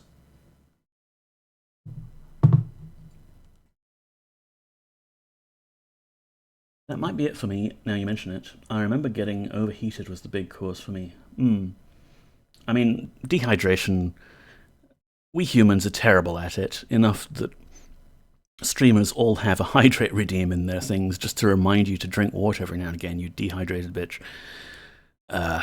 Like, we need so much water every day. And we're bad at it. For my mum, it's a bright light, and my great-grandma, it was chocolate. As in, insufficient chocolate, or too much chocolate? Not that that could possibly be a thing.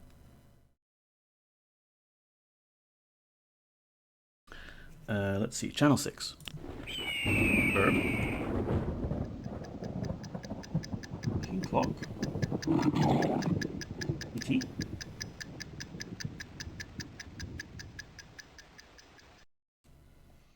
Having any chocolate, terrible affliction. That's awful.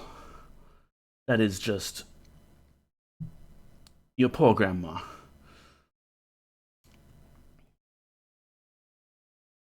Channel 7.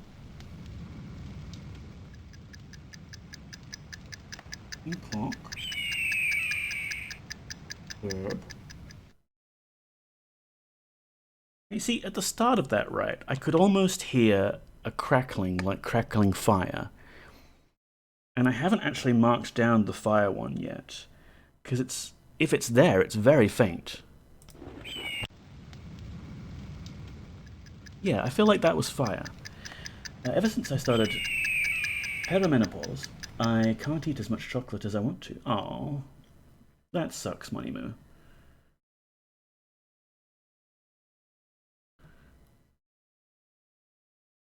I might have to listen to these back again and see if there's a noticeable fire in some of them and not in others. Because it's very, very quiet, and maybe there's a few cracks.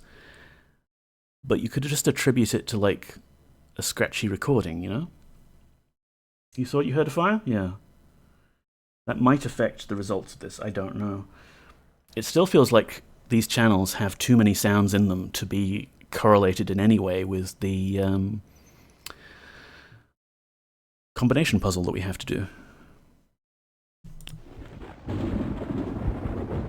Thunder. Bubbles. Heartbeat. And ticking clock. The heartbeat's a subtle one as well. Bells. Herb.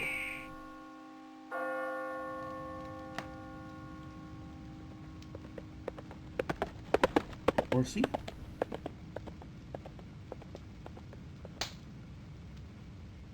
You see, there was a little, like, tick of, like, a spark in a fireplace, but I'm not sure about it. And 10. Waves.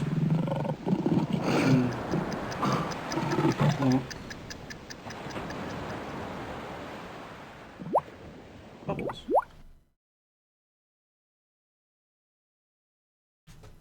So it's weird, see? I might bring this back to the poppy cam momentarily.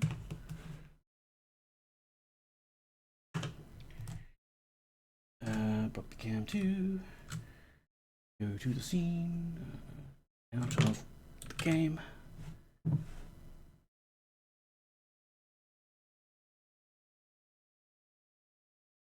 So we've got this, basically.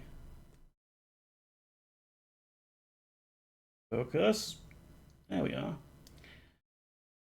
And yeah, you can see I haven't marked down any of the fire. So I think there is a fire sound effect in there. It's just really difficult to hear. And a lot of them have 3 sound effects in them. One of them has like only 2, I think. But some of them have 4.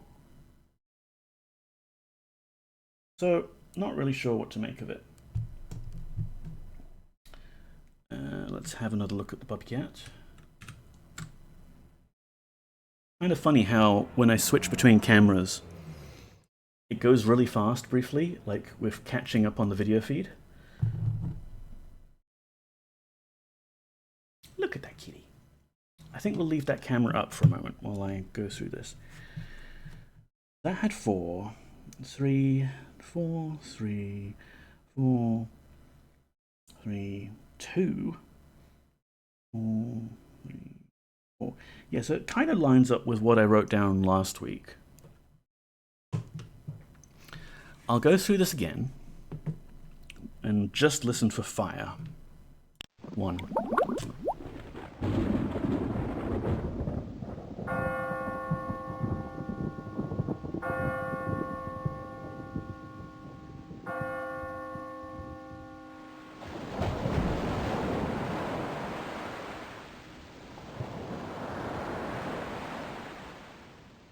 No, that was 4 of them anyway. 2. That was maybe fire.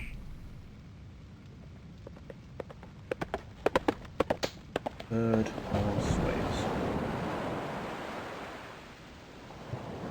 Okay. That would bring it also to 4, which I guess if each of these has 4 sound effects, that would be something, maybe. Maybe we put in the one code that only legitimately has 3 sound effects, but I think we tried that already. 3 bells. C.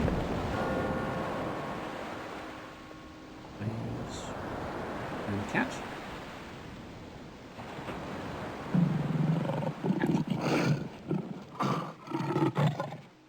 Alright. Then we've got 4, which again only has 3 that I've written down.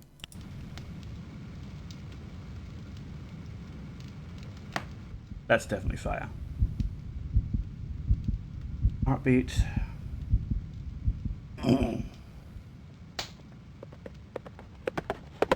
Horse. And burb. Poppycam is not just good, it is perfect, lol. Hello, Moody Mystery. Welcome on in. How are you doing? I'm glad she didn't get too annoyed that I put the light on in the laundry brig, so we can actually see her tonight. Because sometimes she looks very cozy in there, and it's obviously dark and warm, and she wants to have a snooze.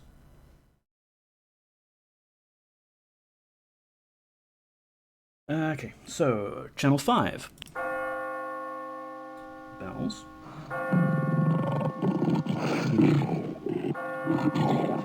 Heartbeat and bubbles.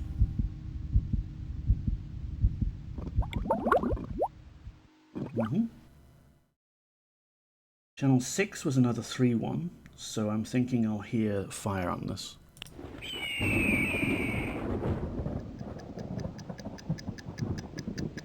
Wait, thunder.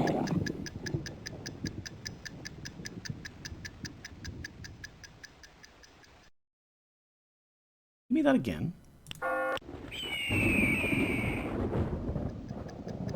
Bird, thunder, ticking clock.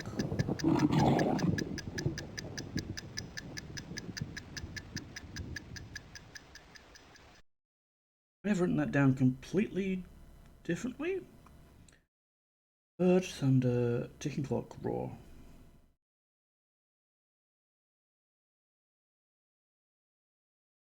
7 allegedly only has the clock and the bird. We can hear fire, yeah.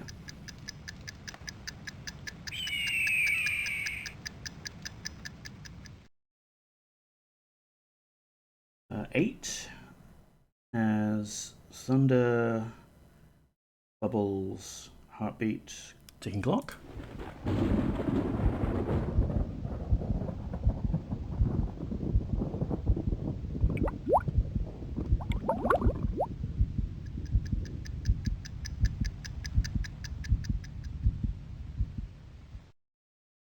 Nine only has bells, bird, and horseplay, but maybe we'll hear fire.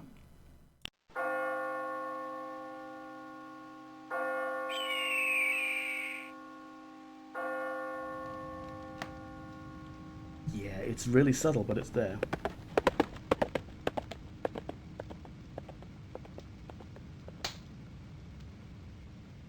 And then finally 10 is another one that has 4 of them written down. Waves, kitty, ticking clock, bubbles.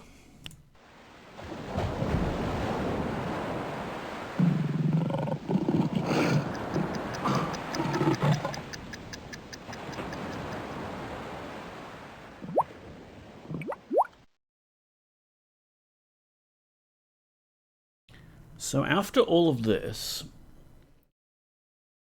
and we've identified the ones that actually do have that subtle fire effect, it looks like all of these stations have 4 sound effects, except station number 7, which just had the ticking clock, the fire, and the bird.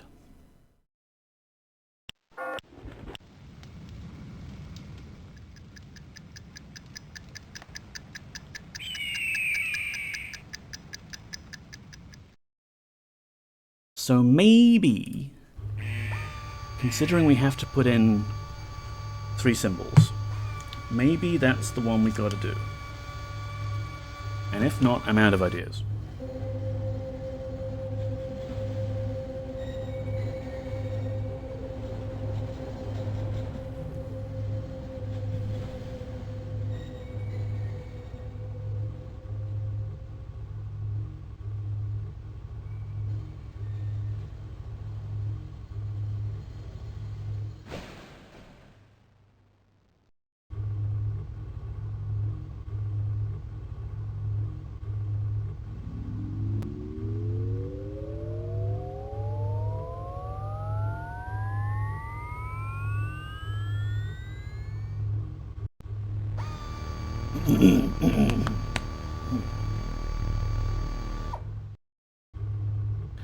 Alright, let's imagine that the fire was the first one.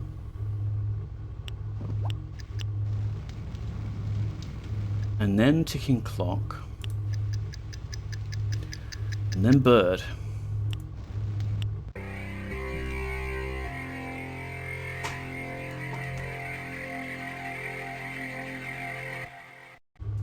We did it! Oh, that took actual serious puzzling, solutioning, but we did it. I would have done it on screen with my doodling tool, but it's just a little bit too complicated for that. And I now have a big pile of clutter on my desk that I need to tidy up. All right. Oh, that was good to get through. My voice is giving in a little bit, but we've just unlocked this nice new area, the Cloisters, which has presumably a bunch of staff. And that looks like it even links over to yet another room. I don't know how you figured that out, ha ha ha ha ha. I don't know if I would have been able to. Well, it was very tricky because the fire effect sounded just like the hiss that you get in an old record player. Without that clue, it was pretty damn difficult, because it sounded like some of them had 3 sounds, some of them had 2, many of them had 4. But when it was all like 9 of these stations have 4 sound effects, one of them just has 3 sound effects, that was finally comprehensible. What exactly is a cloister? Something to do with monks, right? Yeah. Couldn't tell you what exactly, but definitely something to do with that kind of deal. We've got cool sigils on the floor here. We've got a face in the wall. Check out that face. I'm just going to pick one of these to read out, assuming it's a readout thing. And then I'm going to raid out, because we've been going for 2 hours, and I need to watch out for my voice. And I haven't had dinner yet. Poppy's had her dinner. I haven't had mine. So we'll get round to that. Ooh, board of needles, yeah. It's a very nice little area they've constructed here. When Evelyn Garrett and her daughter saw the dark, shapeless figure walk through their walls... Thanks, but I'm not going to get to that right now. There's just a ghost in the middle of the pathway. Watch out, it's Neko's voice!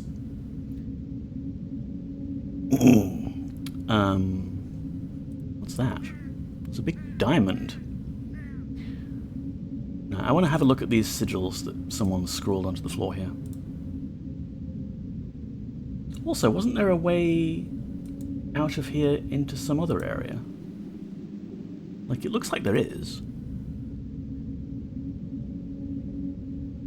Weeping statues, faces of the dead. Yeah, there must have been some exit that we missed there. Hopefully not another puzzle. But let's look at this.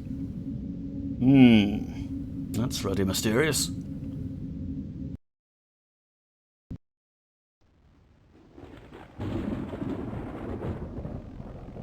This might be a voiceover. The mystery of the eerie events that took place in an otherwise ordinary house in Mulhouse, France, continues to baffle the experts to this day. They began in 1977, and the occupants, a couple named Carla and Thierry, were so disturbed that they called for professional help in the shape of physicist Dr. Fleur. As soon as he had set up his equipment to investigate the strange extremes in temperature that had been occurring there, his instruments behaved in ways that he was completely unprepared for. The temperature recorder showed inexplicable activity in the house, giving remarkable readings that were not technically possible, yet he could find no fault with the equipment. He called in Professor Hans Bender of the Freiburg Institute of Paranormal Research, who began to conduct tests involving, amongst other things, glass tilting, a method which was successful in establishing communication with a spirit that called itself Henri. Next came the discovery of unusual markings, found in an equally unusual way. Having established that it was Carla who was the focus of the poltergeist activity, they called in a hypnotist who claimed that he had received a message via Carla to look to her bed. Underneath, they discovered 2 symbols drawn on the floor, similar to some that had mysteriously appeared on her legs some days earlier. Later, the floor in the cellar became strangely active. Much to everyone's amazement, the ground level inexplicably rose, so that 8 inches of soil had to be dug out before the door could be opened. This followed the eerie appearance of a dark figure in their apartment, and preceded Carla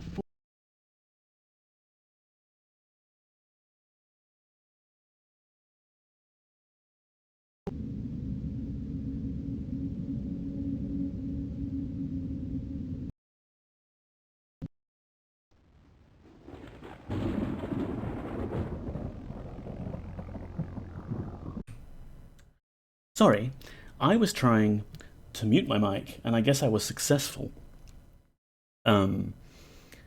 Because there was a plane going overhead and I didn't want it to disturb the audio. Ha! Foolish Neko, you fucked it up anyway. So I managed to both mute the microphone and trigger the start menu in Windows, which then killed the audio of the game. I think I'm getting a little tired and it's probably time to end stream soon, but let's do this over again. Fun poltergeist activity, very spooky, very weird.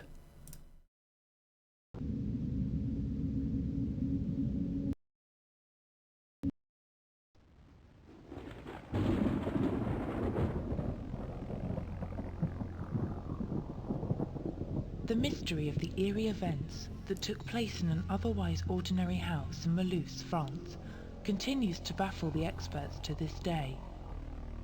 They began in 1977, and the occupants, a couple named Carla and Thierry, were so disturbed that they called for professional help in the shape of physicist Dr. Fleur. As soon as he had set up his equipment to investigate the strange extremes in temperature that had been occurring there, his instruments behaved in ways that he was completely unprepared for. The temperature recorder showed inexplicable activity in the house, giving remarkable readings that were not technically possible, yet he could find no fault with the equipment. He called in Professor Hans Bender of the Freiburg Institute of Paranormal Research, who began to conduct tests involving, amongst other things, glass tilting, a method which was successful in establishing communication with a spirit that called itself Henri. Next came the discovery of unusual markings, found in an equally unusual way. Having established that it was Carla who was the focus of the poltergeist activity, they called in a hypnotist who claimed that he had received a message via Carla to look to her bed. Underneath they discovered two symbols drawn on the floor, similar to some that had mysteriously appeared on her legs some days earlier. Later, the floor in the cellar became strangely active. Much to everyone's amazement, the ground level inexplicably rose, so that 8 inches of soil had to be dug out before the door could be opened. This followed the eerie appearance of a dark figure in their apartment, and preceded Carla falling into a sudden trance. Then the mysterious symbols made a spectacular reappearance. As Thierry grabbed his camera to photograph Carla, he became aware that the film he had inserted earlier was no longer there. He opened the camera, and there inside was a piece of folded paper. This proved to be one fright too many, and both Carla and Thierry fled to Antibes, with no regrets at leaving their poltergeist behind them, or so they hoped.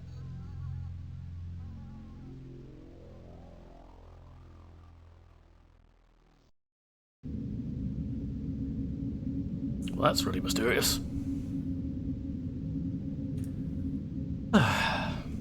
Yeah, I was thinking we'd get a short one to read, but there's no real way to tell in advance which of these are which, so I'm just going to save here, having finally done that puzzle.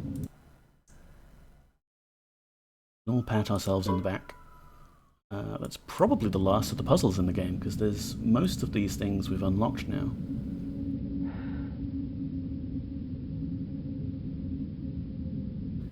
And yeah, I think next stream we can go through these.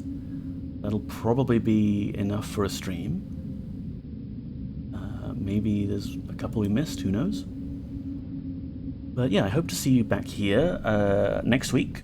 It's 6 o'clock AM UTC on a Wednesday, 4 PM my time. And I also do Ultima 8 Pagan at the moment on Mondays at 9 AM UTC, or 7 PM my time.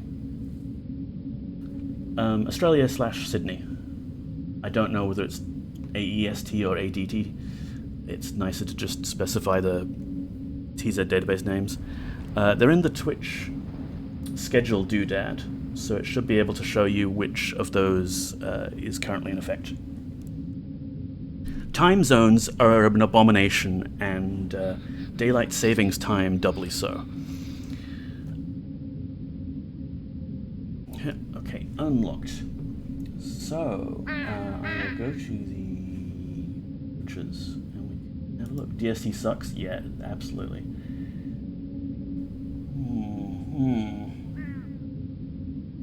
Well...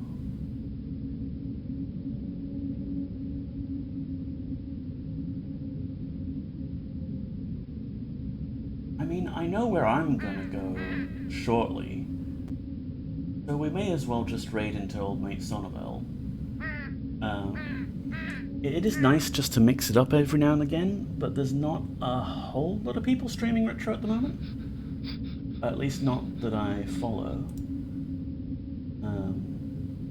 And, I mean, my plan for tonight was basically settle down and be a blob for the rest of the evening on Sonneveld's stream. So let's do that. Let's go say hi. So glad you don't live in a place that has DST. Oh yeah, Dr. Yasmin. It's very, very useful. The two... wild tangent here. The two major software projects I have worked on that I would consider incredibly legacy, hilariously bad, so oh my goodness, so much legacy. Both of them were set up originally in Perth and Brisbane, equivalently. So both of these projects, which then eventually grew into massive products that were used Australia-wide, both of them had their databases and their application servers set in the time zone that the physical servers were located in, which of course was WA time and Queensland time respectively. So when it became bigger and they had to like display times for people living in other states, the first one used hard-coded offsets in a table somewhere in the database that was just like, oh, okay, so for New South Wales you need to add 3 hours or 2 hours. And the Brisbane one didn't have as many problems, but it was still an enormous relief that these two projects happened to be based in states that weren't using DST themselves. Because could you imagine the agony of having to compute the date and time for a particular thing in New South Wales, for example, but first you have to remove the daylight savings offset used in Perth or Brisbane, and then apply the daylight savings offset for... It would have been absolute hell. As it happened, it was merely a really annoying inconvenience that you had to update the database every, twice a year. Greetings, poggers, perpiamio. Yes, anyway, old mate Sonneveld. We're gonna go over there. Here is a shout out, in case you get left behind by the raid. Here is the raid messages, and /raid is how I do the thing. I should really automate this one day. There we go. So yeah, thanks so much for stopping by. I may or may not see you Monday or next week at this same time. Happy to see you whenever. Take care of yourselves. Have a good week. Bye-bye. Ciao now for Brown Cow. See you next week. Thank you, Dr. Espen.